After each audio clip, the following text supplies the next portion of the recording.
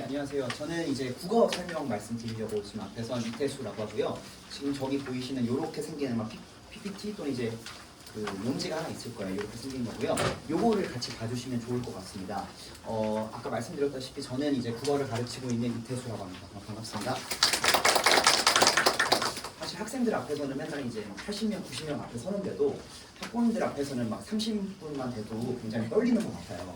근데 학생들은 기본적으로 뭔가 이제 이러고 듣지만 학부모님들은 뭔가 제가 잘하나 볼까 이런 마인드를 좀 들으시는 게 있으셔가지고 늘 긴장이 되지만 일단 최선을 다해서 준비한 거는 말씀드려 보도록 하고요.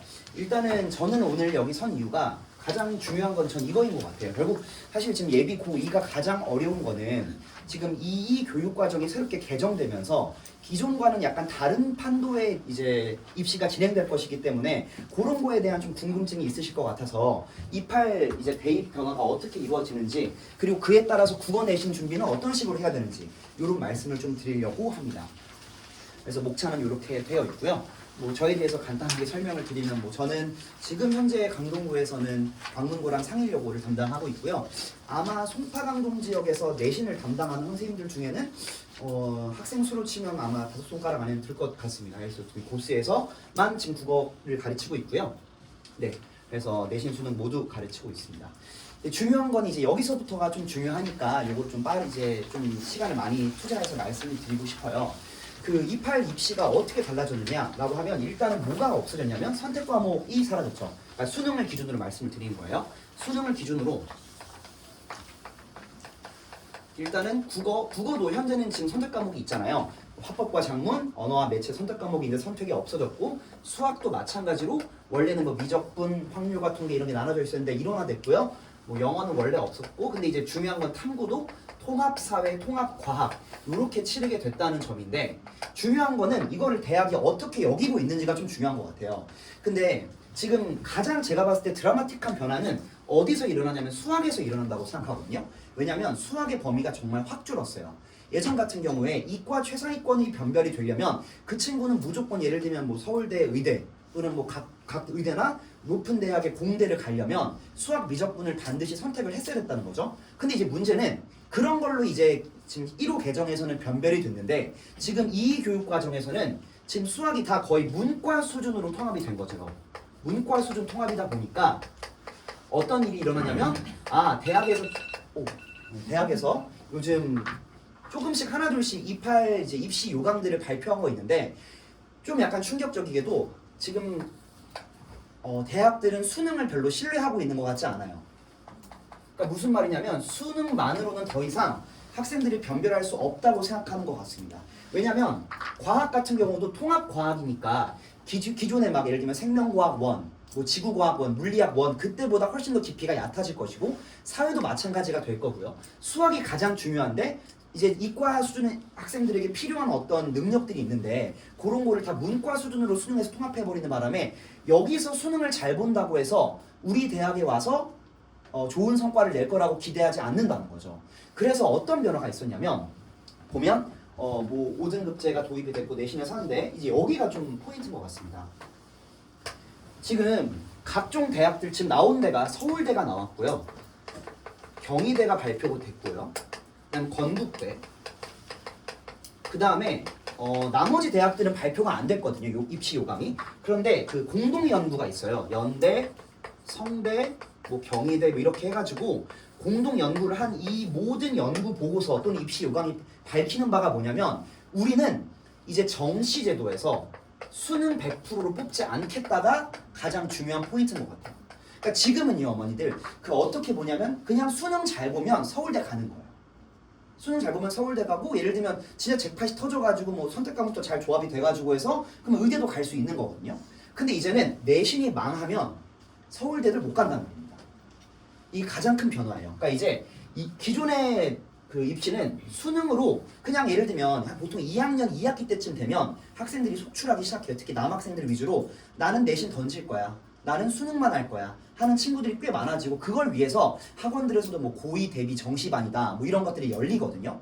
그런데 문제는 뭐냐면 이제는 단순히 수능을 잘 본다고 해서 높은 대학을 가는 시대가 특히 없어진 것 같습니다. 왜냐면 수능에다가 예를 들면 수능 60%에다가 내신 40%를 반영하겠다는 거예요.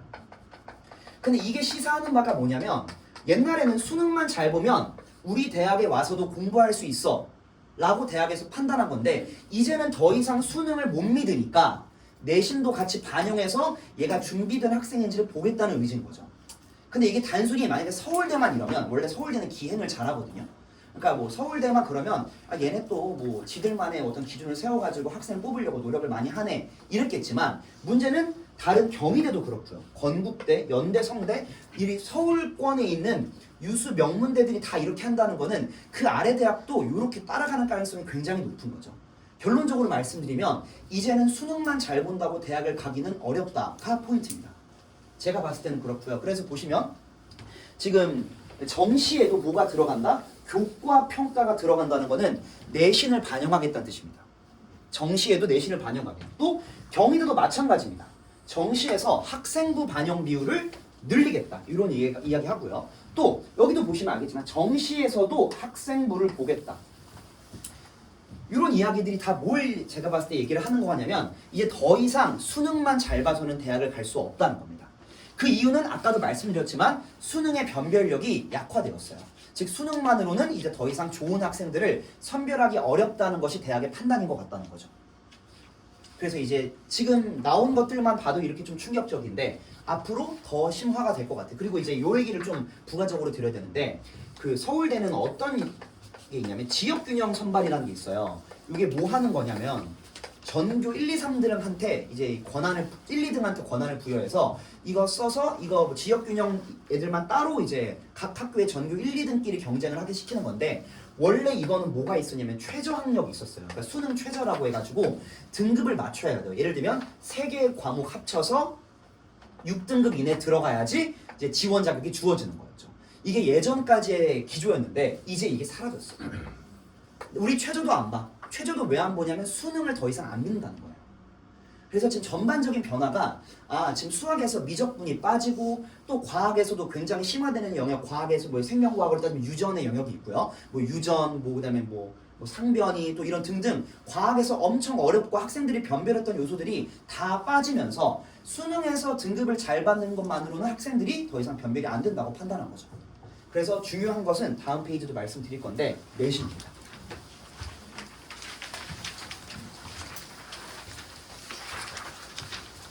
이제 상위권 대학은 단순히 수능 잘 봤으니까 너는 공부 잘하는 애 뽑아가 아니고 교과 이수 충실도를 본다는 거죠. 이 교과 이수 충실도라는 말이 크게 제가 봤을 때는 두 개로 나뉘어요.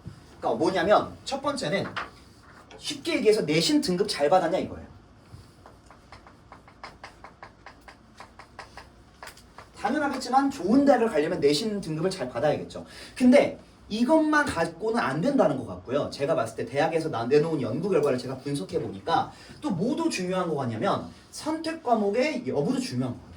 어떠한 선택 과목을 고르냐도 중요해진 거죠. 이제 아시겠지만 지금 고교 학점제를 실시한다고 해가지고 학생들에게 아마 예비고의 학생들에게 이미 아마 어떤 교과목을 2학년 때 수강할 건지 이미 받았던 걸로 알고 있습니다. 그거에 따라서 이제 학교별로 우리 대학의 이과를 지원하려면 너네 2학년 때 이런 과목들을 이수하는 게 굉장히 좋을 거야 하고 가이드라인을 이제 막 내놓을 거란 말이죠. 사실 이게 입시가 잘못된 거라고 생각하는 게 제가 좀 안타깝고 하는 건 뭐냐면 이런 대학교에서 우리 이런 과 쓰려면 이런 과목을 들어라가 이미 선택이 되기 전에 발표가 돼 있어야 되는데 자꾸 민기적거리면서 발표를 안 내놓는다는 거죠. 그게 좀 제가 이제 안타까운 건데 그래도 이제 얼추 대략적인 이제 얼개는 있지 않습니까? 예를 들면 내가 공대를 가고 싶고 특히 뭐 데이터라든지 AI를 가고 싶으면 인공지능 관련 수업을 반드시 신청해야 될 거고 또 내가 공대를 갈 거면 뭐 화학 그다음에 물리 이런 과목들을 아마 설정을 해야 될 건데 그래서 이제 이런 건 안 된다는 거예요. 그냥 얘가 내신 등급이 압도적으로 좋은데 예를 들면 선택 과목들이 다 문과 선택 과목이에요. 뭐 여행지리라든지 뭐 고전 읽기 이런 것들을 골랐는데 얘가 공대를 쓸 수는 없다. 왜냐면 그런 애들에게 많이 페널티를 줄 것 같거든요. 그래서 선택 과목도 잘 골라야 되고 그러니까 학생들에게 조금 더 선택의 폭을 좁히는 거죠. 그러니까 단순히 내신 좋고 수능 성적이 좋다고 해서 너가 이 뭐 서울대 높은 과를 찔러보는 건 이제 없는 거예요. 그냥 한 2학년 때부터 또는 이제 늦으면 이제 2학년, 2학기, 3학년 때부터 이미 얘가 갈 방향이 어느 정도 정해져 있어야 되는 거죠. 그래서 방향성 설정이 되게 중요한 거고 그래서 컨설팅이 좀 중요해진다고 느껴져요. 그러니까 왜냐면 그냥 단순히 얘가 뭐 딱 봤는데 다 A예요. 뭐 내신 등급 이제 절대평가니까 뭐 A도 있잖아요. A, B, C 있지 않습니까? 다 A인데 과목들이 전혀 얘가 지망하려는 과에 부합하지 않는다. 그러면 그거는 떨어질 가능성이 꽤 높은 거죠. 이걸 A라고 하더라도 차라리 진짜 뭐가 나을 수도 있냐면 이과 친구를 예를 들었을 때 뭐 공대 관련 과 BBB인 게 문과 과목 AAA 받은 것보다 더 중요할 수 있다는 거예요. 아 얘가 그래도 이런 관련 공부를 해봤구나가 중요한 거지. 그 전혀 관련 없는 수업 들어놓고 우리 과 쓰겠다고 우리 뭐 공대 쓰겠다고 그건 어림도 없지. 이렇게 된다는 거죠. 왜냐면 교육 과정이 계속 세분화되고 있으니까. 그래서 결론이 뭐냐? 정시를 쓸 때도 수시는 당연하겠죠 어머님들. 정시를 쓸 때도 자 내신 등급을 잘 받아야 되고 그 다음에 특정 과를 쓰고 싶은 게 좀 빨리 정해지는 게 유리하겠죠. 그러니까 이 학생이 예를 들면 진로가 어느 정도 조금 빨리 정해져서 아 얘는 좀 약간 공대 쪽이야. 얘는 AI 쪽으로 가는 게 좋을 것 같아. 또는 얘는 뭐 예를 들면 경영으로 가야 되겠다. 이런 게 결정이 되면 그에 따른 선택 과목을 잘 짜는 게 중요할 것 같아요. 그래서 이런 말씀을 드리는 게 맞을 것 같고요. 또 말씀드렸던 것처럼 계속 지금 이게 중요한 거는 정시에 내신이 반영되는 현황인데 서울대는 무려 40%를 반영하겠다고 했어요. 물론 지금도 서울대는 조금 반영이 되거든요. 근데 반영 비율을 굉장히 높였고요. 그냥 애초에 이 합동연구, 4개 대학 공동연구 있잖아요. 여기서 대놓고 뭐라고 하냐면 우리는 정시를 축소하고 학생부를 늘릴 거야 라는 말이 대놓고 있습니다. 그 말은 무슨 말이냐면 앞으로 정시 비중이 더 줄어들 거고 그 줄어든 정시 비중마저도 내신을 반영할 거야. 약간 이런 느낌이라서 제가 말씀드릴 수 있는 거는 내신을 안 챙겨서는 안 된다. 아무리 뭐 예를 들면 내가 정시 파이터다. 나는 정시를 공부해서 정시 대박 쳐가지고 뭐 서울대든 스카이 갈 거야 하더라도 내신을 아예 놓는 건 안 된다는 말씀입니다.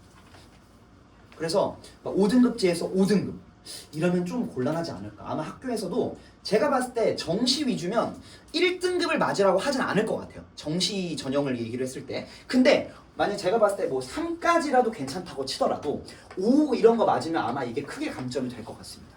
그러니까 내신을 아예 던지는 건 제가 봤을 때 굉장히 좀 위험한 선택일 것이다. 자기가 수시로든 정시로든 갈 대학을 없애버리는 길인 것 같아요. 그래서 어떻게 되더라도 부모님께서도 제가 있잖아요. 학생들 수업할 때 이제 뭐 저는 특히 지금 2학년 3학년도 가르쳤으니까요. 제가 선생님 내신 던졌어요. 그러면 그래라. 뭐 사실 뭐 지금은 내신 던져도 수능 잘 보면 대학을 갈 수 있거든요. 근데 지금 제가 예비고 2 학생들 지금 1학년 학생들한테도 계속 강조하는 게 죽이 되든 밥이 되든 너네는 내신 던지면 안 돼. 불쌍한 중생들아. 약간 이런 얘기를 계속 하고 있다는 거죠. 그래서 부모님들께서도 이제 집에 돌아가시고 하면 내신을 던진다는 말을 절대 입 밖으로 못 꺼내게 만드세요. 그거는 정말 잘못된 선택이에요. 아이를 위해서라도 또는 이제 그 입시 전체를 위해서 내신은 던지면 안 됩니다. 그래서 이제 국어 과목에 대한 이야기를 조금 드리려고 하는데요. 이제 2학년 국어 과목은요. 크게 이제 1학기 때 문학을 하게 될 거고요. 2학기 때 독서와 장문을 하게 될 겁니다. 요거는 선택 과목이 아니고 필수 과목이어서 등급으로 나옵니다, 어머님들. 그래서 1등급부터 5등급제로 나오고요. 자, 문학은 지금 솔직히 따지고 보면 기존이랑 다를 게 없어요. 그래서 그냥 기존 하던 대로 하면 되는데 이제 문제는 뭐냐면 아시겠지만 교육과정이 아예 개정돼 버리면서 새로운 작품들이 이제 교과서 안으로 들어오게 됐다는 거죠. 근데 이거를 분석을 잘할 수 있는 사람은 제가 봤을 때 조금 이제 열정이 있는 사람이지 않을까 싶어요. 그러니까 굳이 저라고 말씀을 드리기 좀 그러니까 확실한 거는 그 계속 뭔가 타성에 젖어서 수업을 하시거나 그러신 분들이 있을 거예요. 그냥 기존에 있는 자료들을 그냥 뭉탱이로 묶어가지고 학생들에게 딱 던져주는 그런 시스템은 저는 별로인 것 같아요. 왜냐하면 새로운 작품이 들어가면 이게 특히 막 예를 들면 요즘 1학년 교과서에 굉장히 많이 들어간 예를 들면 말씀드려서 이제 그 작가가 김초엽 작가거든요. 근데 이 작가가 쓴 소설들은 거의 2010년대 이후란 말이죠. 근데 우리가 교과서에서 일반적으로 배우는 작품들을 한번 떠올려 보면 약간 막 이육사, 뭐 윤동주, 뭐 일제강점기나 뭐 그런데 활동했던 사람들을 많이 보잖아요. 근데 요즘 교육과정에서는 2010년대 이후의 작가들도 계속 등장하기 때문에 새로운 작품에 대한 새로운 분석이 분명 요구되는 시점이고 요런 거를 잘하고 문제 자료를 많이 줄 수 있는 이제 강사들에게 아이를 맡기는 게 조금 좋지 않을까 생각이 들고요. 사실 중요한 건 1학기보다 2학기가 좀 더 중요하겠죠. 왜냐면 이게 독서와 작문이라 그러고 그래가지고 원래 지금 1호 계정, 그러니까 지금 2학년 말씀드리는 겁니다. 2학년들은 2학기 때 그냥 독서라는 과목으로 배웠고요. 2학년 2학기가 독서였고 3학년 1학기에 화법과 작문, 언어와 매체 해가지고 이게 3학년 1학기 과정이었어요. 근데 바뀌면서 이제 작문이 여기로 이제 같이 묶이게 된 거죠. 그 다음에 3학년 1학기는 매체는 사라지고 화법과 언어로 남게 된 거예요. 현재 지금 변화 과정은 작문이 이렇게 내려오고 3학년 1학기 화법과 언어를 통합 과정으로 배우는데 중요한 거는 이제 당연히 새로운 지문 나올 거니까 새로운 교육 과정에 대한 낯선 지문을 분석해야 할 줄 아는 강사에게 맡기셔야 될 것 같고 가장 중요한 건 이거예요. 사실 새로운 유형이 이제 추가가 될 거예요. 신유형인데요. 뭐냐면 옛날에는 그냥 독서면 비문학이고 비문학이면 비문학이고 또 작문이면 작문인데 이제 독서랑 작문을 합쳐가지고 통합 지문이 나온다는 거죠. 요거는 사실 이미 어디서 보여진 바가 있냐면요. 28학년도 예비 시행이라는 게 있어요, 어머님들. 요게 뭐냐면 수능을 치르기 전에 교육 과정이 바뀌면 평가원에서 우리 이런 식으로 수능 낼 거야 하고 보여줘야 되는 게 있거든요. 그래서 요게 이미 지금 나왔고요. 분석을 다 끝냈는데 여기에도 비문학인데 이상하게 작문이 섞여 들어가 있는 문제. 이런 게 나오거든요. 그래서 신유형이 이제 이 2학기 때 등장하게 될 건데 요거에 대한 분석을 잘하는 강사가 조금 유리하지 않을까. 그리고 그런 거를 좀 미리 대비하는 강사들이 필요하겠다. 이런 생각이 조금 일단 듭니다. 당연하겠지만 독서와 작문이랑 그 다음에 문학은 1등급을 목표로 해서 1등급, 5등급 제니까요.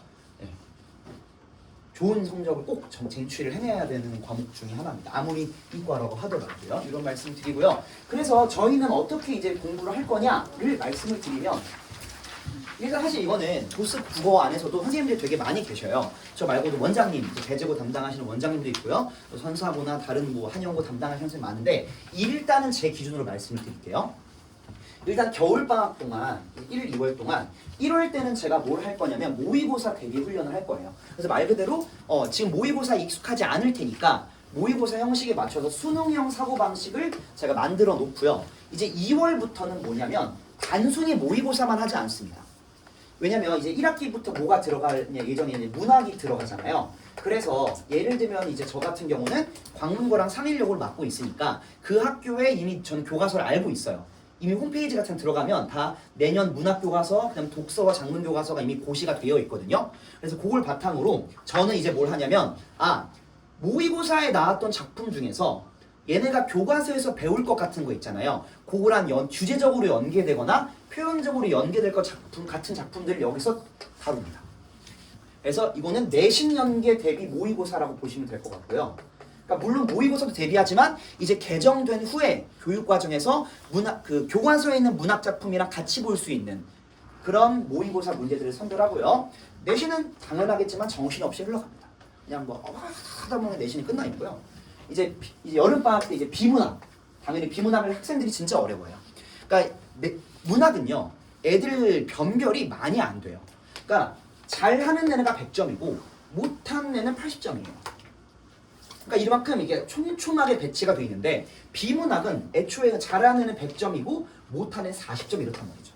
그만큼 비문학은 뭔 소리요? 이런 친구들이 많기 때문에 미리 비문학은 좀 여름방학 때 대비가 필요하고요. 그래서 비문학이랑 아까 말씀드렸죠? 독서랑 작문을 통합해서 나오는 신유형 문제들에 대한 대비가 필요할 것 같고 이런 거를 전 미리 좀 준비를 이번 겨울방학부터 준비를 해둘 예정입니다. 그 다음에 또 이제 하고 그 다음에 예비고3은 좀 멀었잖아요. 일단은 이제 2학기부터 잘 끝내고 예비고3 이야기를 하는 게 맞을 것 같습니다. 그래서 이런 식으로 일단은 1년이 좀 흘러간다라고 봐주시면 될 것 같고요. 네, 약간 좀 제 앞에 수학에서 조금 시간을 많이 써가지고 지금 빨리 달려왔는데 제가 이제 말씀드린 내용을 살짝만 요약을 하면 결국 이제 28 입시는 중요한 거는 정시 100%는 없어질 것이다. 그래서 정시임에도 불구하고 내신이 반영될 것이다. 그럼 내신에서는 뭐가 중요하냐? 당연히 등급 맞는 거 중요한 거 모르는 사람 없지만 선택 과목도 그 학생이 선택할 과목의 학과에 맞춰서 선택 과목을 잘 고르는 게 중요할 거고 아무 관련성 떨어지는 A 과목에서 A를 받는 것보다 조금 엄청나게 관련성 있지만 B를 받는 게 더 유리할 수 있다. 선택 과목이 좀 중요하다 말씀드리고요. 그 다음에 이제 국어의 내신 같은 경우 1학기는 문학, 2학기 독서와 작문인데 새로운 교육과정에 맞춰서 그걸 잘 준비하는 강사가 조금 유리하고 그런 강사에게 맡기시는 것이 좋을 것 같다 라는 말씀을 드리면서 일단 저는 이제 발표를 마무리 드리고요. 그 다음에 이제 지금 또 이제 오실 거예요. 이제 입시 전문가 분이 오셔가지고 이제 말씀해 주실 거기 때문에 저는 일단 여기서 마무리하고 추후에 궁금하신 점 있으시면 제가 데스크에서 대기하고 있으니까 그때 제가 다시 뵙는 걸로 하겠습니다. 감사합니다.